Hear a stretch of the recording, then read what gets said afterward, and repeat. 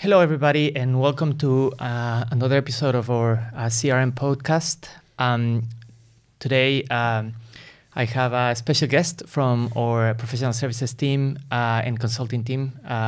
George, can you tell us a little bit about yourself? Yeah, absolutely. Thanks for having me on today's session. So my role is everything orientated to customer experience, customer service excellence. So working with customers at the forefront, understanding their challenges, understanding how their consumers are interacting with their brand, taking the challenges and hopefully turning things into reality with technology, but also understanding processes, data, and essentially working with C-level to understand how we can get the most out of their investment in technology. Thank you. So today we wanted to touch on a very interesting subject. How is AI impacting the way organizations are able to deliver a better customer experience? And ultimately, a perfect customer experience is very difficult to achieve. There's so many challenges to it, data challenges, people challenges, operational design, and the ongoing challenge of technology, right? So what we're trying to understand is how we match the pace of an organization to evolve and improve with the evolution of technology out there. And we all know how much AI has been disrupting the customer experience field, and we thought we'd talk a little bit about that. So in terms of customer service operations, how is this being reshaped with the introduction of AI? What are you seeing on the field? Absolutely. I think it's quite interesting, really, because conversations when we first started in this space around about 10 years ago now, everything was omni-channel. What is omni-channel? How can customers communicate through the method of their choice? Now we're seeing WhatsApp, seeing social media, and the same conversations are now happening with AI. AI is a buzzword. Everybody's talking about it. If you're not talking about it in a positive way, you're talking about it in a negative way or some connotation in that sense. And really, it's really shaping customer experience in a different dimension. Faster resolution time, increased CSAT, NPS scores are being shaped by this. So really, it's taking customer experience to a new level, both in technology, but also the conception it's having on consumers with their brands as well. When we dig down into a little bit of detail, which we'll touch on later on, it's actually now we're scratching beneath the surface, right? ChatGPT was a big eye-opener for many brands and people. And how can we then take that product, and it's now being productized, it's now being shipped into already existing customer service tools. So it's really, I suppose, giving it an edge in that sense in the customer service perspective. Yeah. From an operational or from a strategic perspective, I think leaders are, C-level executives that are thinking, how can we leverage AI to improve the customer experience? I think it actually makes you think on how to redesign the role people play in these teams, the role technology plays, and how that is evolving. Because a lot of the manual work that was been done up to now, especially on very large customer service centers, is now shifting towards what the machines can do for us. So leveraging human capabilities and human intelligence to actually deliver on the touch points that are more human is an interesting balance to reach, right? So what are brands asking in terms of the capabilities that they are looking for in AI? So I think, I put things into different buckets, I suppose. When people say AI within customer experience, they think chatbots, they think automatic resolutions, and they think everything, this AI is going to help solve all of my customers' problems. But now we're seeing it in different dimensions. So the chatbots is, of course, a fundamental part. How can our customers get a quicker and a more accurate resolution when they're engaging with our brand, which, of course, increases retention and reduces churn, hopefully, ideally in the future. The second area of capabilities is now agent assisting. So not only are we saying that chatbots are going to replace agents, but those that need to handle the request, have they got all the tools in their armory to be able to make decisions and find a resolution as quickly as possible? Whether that's automating simple processes, whether that's integrating or leveraging data to help them have a 360 view of who they're speaking to. But really, we're now looking at it in two perspectives. The chatbots, as I mentioned, but also looking from behind the scene, how can we automate some of these laborious processes, but making sure there's still a human element to it, and we're not just replacing everybody with this so famous bots that everybody presumes is going to happen. Yeah, I think an interesting thing is that we did a little event on AI recently, and we asked people before coming to the event to tell us about their experience with AI. And 9 out of 10 people, when they had to quote an AI tool, they were only able to quote ChatGPT, right? And if you move away from that, the other extreme is you have access to API delivered, large language models, or all of these tools that require your team to be extremely technical to be able to leverage that. But then in the middle, you have the products, the productized AI that is being delivered by the different vendors, the technology vendors, such as Salesforce, Zendesk, Sugar CRM, Ada, all these products that we work with that we are finding really interesting because they are actually finding, very tactical applications of to AI. What are you finding is being deployed by them that you find useful? Yeah, absolutely. And what we see across the board is, even before we look at CRMs or customer service tools, not one size fits all, and not every product can deliver everything that, and they may say they do, of course, but ultimately we've got to find what's right for the right customer. So what we're finding is products such as Zendesk, for example, they're, for me, really disrupting the email campaign side of things. So what does that mean? When customers email in, because email's not going anywhere, can we identify what the intent is, what their sentiment is, and what language they're using, and really leverage that data to then automatically route cases, prioritize things, give it to the best associated people. Emails historically have been super difficult to manage, right? Because we don't know what an email says, just like we don't know what a WhatsApp says until we open up that particular message or email. So really, if we can aggregate that data from the moment it hits our customer service team, we can then service that to the best team appropriately. Then the flip side of that, we look at Ada, and that's really then transforming the generative AI perspective. So really, somebody answers a simple question, it then surfaces all of the content, and it doesn't just send back a traditional, here, read this article. It's actually giving you specific comments within that article to pinpoint what that answer is. So it's really, again, taking not just the knowledge, but maybe surfacing the web, using integrations with OpenAI. So really, they're two different productized versions. Now, both products, of course, offer the same products in terms of email, telephony, sort of AI perspectives. But really, they're the two key fundamental benefits that they both offer. Yeah.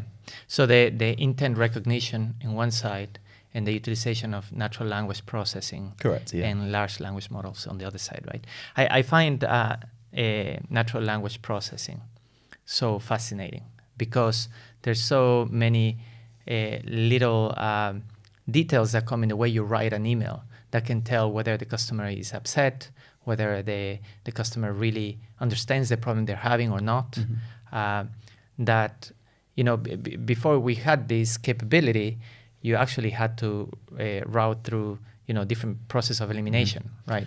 And now that the resolution is way faster now, Absolutely. And what we're seeing is that when we're implementing such products, we're not going in for an all guns blazing, this is going to solve everything. Actually, maybe we need to do a bit more of a methodical approach to say, actually, before we start automating things, do we want to give it a confidence level? So we think the intent is an issue with my payment or refund. But how confident is that intent model? How much data is that learning from historical tickets? So then be able to identify, okay, if this is really a refund and it's a confidence of high, before we send any automation out to external facing customers, maybe we just add an internal comment or in the form of a collaboration, we assign it to somebody. And then we validate that. We then go to the next step, phase 2, for example, might then be actually deploying that to a live or external customers, I suppose. So you can really give it a confidence level before you start. Maybe some customers a bit more, maybe they're overwhelmed, confused, there's lots of information on the internet, but really we want to approach it in a methodical way, phase 1, phase 2, and then, sort of up the stepping ladder to that step. Yeah, I think that's another thing. The maturity levels, I think they require you to do the homework at the beginning. And for instance, for the AI to learn the knowledge that you have. And that's a relatively fast process, but you have to do it first before you do anything else. So for large language models or tools that use natural language processing, if you have an extensive knowledge base, you can basically teach that to the AI like if it was a human, and it will be immediately able to answer a lot of questions in natural language, which I find fascinating, right? And you can do the same whether it comes from, a chatbot or an email or even voice, right? But what are actually the challenges that we're finding when it comes down to implementing? Because then there are some constraints that we have to work on. Of course, and it's quite ironic because we're talking quite a mature level of understanding what AI is. And as I say, everybody's talking about it from the customer service agents on the front facing all the way up to C-suite. But actually, we're presuming that a lot of these customers have a knowledge base that's rich with content and articles. We're presuming they've got an understanding of what their requests are about. We've got a presumption that we know who our buyers are, what their journey is. So maybe we need to understand actually, where are you in that metric? Are you someone that's really maybe not so much immature in your personality, but immature in terms of your customer service understanding. So do we have a content management? Do we have an understanding of how to publish data? Do we actually understand what our customers are talking about? And therefore we can leverage that to route it to the correct team. If we just have a support team, well, routing it to the support team doesn't add any value, I suppose. Then the other side of the coin is if you are quite mature, well, have we got regulatory compliances that we need to fit in? So financial services, for example, KYC, we have to really understand we're not just working with the end user, we're actually working with the regulatory to approve what their measurements are, I suppose. The third barrier is actually, do we have a team who understands what the challenges and problems are? Is it coming from the top down to say we need AI? Just because everybody else has got AI, is that our differentiator? So actually, are we just doing it for the sake of doing it? Actually, do we understand what our problems are and what the return on investment is going to be? So before we even get to that stage, we want to have that conversation to go, right, these are the problems, these are the solutions, and this is the return on investment, and this is how quickly you're going to get there. Because just because we add AI in doesn't mean the solution is solved overnight. So we have to be pragmatic, and we have to have a grown-up conversation around the table to say, we appreciate the product and the technology is there. This is where we are, and this is where we're going to get to over that period of time. I think that's where we find it, where the really interesting and more meaningful conversations are, really understanding the business case at a tactical level that delivers the value, the ROI, and the business case for that, right? Another thing that I've come across that I think is really interesting is that in a lot of the implementations, the application that is actually managing the customer service relationship is not connected to any other systems.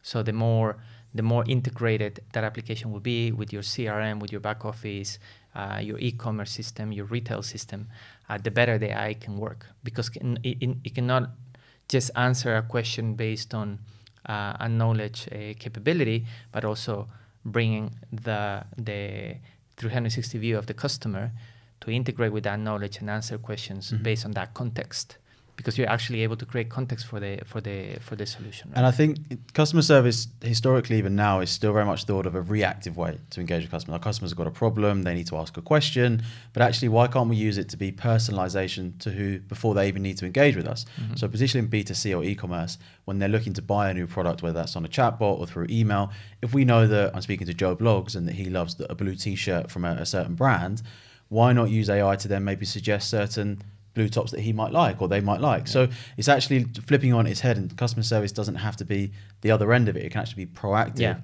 and keep that customer engaged and bought into the brand values. I think that use case is really easy to see in travel and hospitality, where people generally, when they are reaching out to customer service, is whilst they're traveling or whilst they're using the service that they purchased, because they're having trouble, either with a reservation, booking, and getting to the resolution not only achieves the result of solving the problem, but that's where you really have an impact on the customer experience. And if you're able to solve it quickly and effortlessly, and you reduce that barrier, that's where your brand becomes different from the competition. Absolutely. Right? So in terms of the AI capability to be able to predict the sentiment from the customer or what the customer is looking for when they open a ticket, I think Zendesk is actually doing a pretty good job at, they've come up with some of the solutions that are in the product that are relatively easy to implement. Can you talk a little bit about that? Yeah, absolutely. So there's again, as I mentioned before, there's a couple of steps or stages we get to really. It's first of all understanding, as you said, the business context. Why are you looking to engage in such a product or looking to add this to your already maybe a long list of products that you might already have? Then what are the challenges you're trying to face? So actually, what can we pinpoint that's going to have a good return on investment? And then with the Zendesk specifically, we can really then start adding it through layers, so we can actually understand, okay, well, the particular challenge might be we're not providing a quick enough resolution time. Okay, well, is there a particular reason or use case? Refunds are really hard to manage. We're not quite getting all the information we need. And typically, refunds will always be through email. You have to download a PDF. You have to go to a shop potentially. So really, there's a lot more manual processes from the end user side, but not only from the back end side. So if we can then identify, okay, we're not getting quick resolutions for refunds, we're not identifying what a refund is until somebody opens it, maybe that's a good place to start. Maybe we could actually say, for anything to do with refunds, automatically send a response back to say, please can you download this PDF to then give us that information. Now we're going with a bit of an assumption, but it allows us to really capture that information, and then it's to sort of increase that one-touch resolution, or at least give a more of an engaging response to our end users before we start actually, you know, looking to solve it straight away, I suppose. I think you touched on something really interesting, the one-touch resolution, because a lot of customer service teams talk about deflection, and deflection is a really bad tactic to use, because you don't want deflection. You actually want to satisfy that requirement. So you want to resolution quick and painless. You know, you want the resolution to be quick and painless. And this is a perfect example of where customer service has changed over the last 4 or 5 years. Everything was orientated to deflection. We don't want customers to contact us because we want to deal with the most important customers or the highest priority cases. But now we want to deal with everything because we want to show we care to our consumers or brands. But actually, we've got to understand, okay, well, what's more important? Yes, we want to service everything, but we want to say, okay, well, if you're going to ask for this question, here's a really quick answer, and you can service that yourself. I think the Salesforce products on Service Cloud and the way the analytics on customer service, the AI element of it gives you visibility on, you know, what are the things that potentially could happen or the things that you can improve. And I think this is where it's a different application of AI. Again, productize. So if you already own Zendesk, if you already own Salesforce, if you've done the homework right, there's no reason why you couldn't take advantage of these solutions, right? And this is not you implement something and the solutions are there. This is evolving. The data's changing. Your consumers are changing. So just because you feel like you found a solution for today doesn't mean to say that solution is going to be right for the future. And a lot of our projects that we sort of implement, not just AI but customer service, is with an MVP but phased approach. And the reason being is we can set yourself for success with the foundation. You learn from that. You adopt. You change. You grow. And then your processes sort of evolve with that as well. It's much easier to justify the business case that way as well, right? Because the business can see results from the very beginning. Yeah, absolutely. So I think that's all the time we have for today. But if you're interested in knowing a little bit more about AI solutions for customer experience, we'd be happy to have a conversation. Yeah, absolutely. Yeah, happy to speak to anybody that wants a bit more information. And look forward to continuing that. Thank you very much. And